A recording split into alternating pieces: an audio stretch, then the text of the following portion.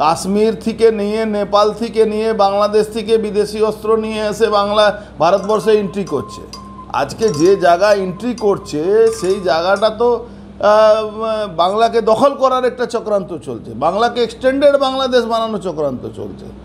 তার মধ্যে তো এই মুসলমান জিহাদিদের, এই ক্রিমিনালদেরকে তো ইনভলভ করে যে নেটওয়ার্কগুলো তৈরি হয়।